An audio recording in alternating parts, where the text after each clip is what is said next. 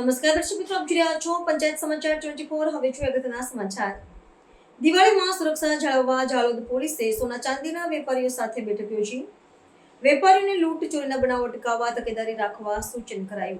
દાહોદ જિલ્લાના Jhalod police station ખાતે દિવાળીના તહેવારોને ધ્યાનમાં રાખીને સુરક્ષા વ્યવસ્થાની સમીક્ષા માટે એક મહત્વપૂર્ણ બેઠકનું આયોજન કરવામાં આવ્યું હતું. જાલોદ પોલીસે સોના ચાંદીના વેપારીઓને તહેવારોના સમયગાળા દરમિયાન વધતી ગુનાખોરી સામે તકેદારી અને સાવધાની રાખવા અંગે માર્ગદર્શન આપવા માટે આ મીટિંગ બોલાવી હતી. તહેવારોના સમયમાં બજારોમાં થતી ભારે ભીડ અને નાણાકીય લેવડદેવડમાં વધારો થવાને કારણે સોના ચાંદીના વેપારીઓ લૂંટ ચોરી અને ધાડ જેવી ઘટનાઓનો ભોગ ન બને તે માટે પોલીસે ખાસ એક્શન પ્લાન પર ચર્ચા કરી હતી. આ બેઠકમાં જાલોદ પોલીસ સ્ટેશનના અધિકારીઓએ વેપારીઓને તેમની દુકાનોને વાહન વ્યવહાર દરમિયાન લેવાના જરૂરી સુરક્ષા પગલાં વિશે માહિતી આપી હતી.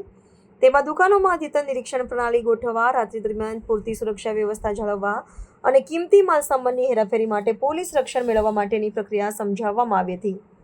પોલીસ દ્વારા વેપારીઓને અજાણ્યા કે શંકાસ્પદ વ્યક્તિઓથી સતર્ક રહેવા અને કોઈ પણ અસામાન્ય ગતિવિધિ જણાય તો તુરંત પોલીસને જાણ કરવા માટે અપીલ કરવામાં આવી હતી. પોલીસ અધિકારીઓએ ખાતરી આપી હતી કે દિવાળીના તહેવાર દરમિયાન બજાર વિસ્તારમાં સઘન પેટ્રોલિંગ અને સાદા પોશાકમાં પણ પોલીસ કર્મચારીઓની તૈનાતી વધારવામાં આવશે.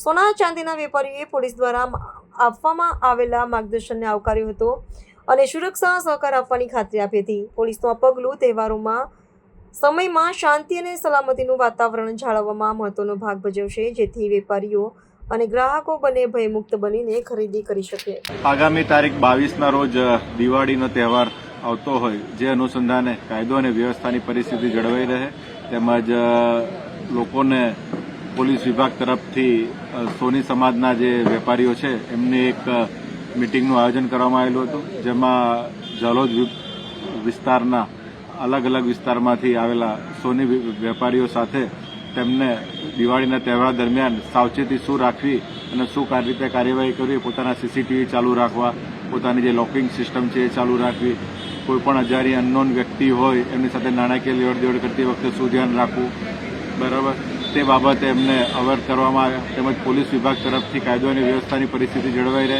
લોકોની મુદ્દામાલ સેફ રહે તે બાબતે સતત પેટ્રોલિંગ રાખવામાં આવશે.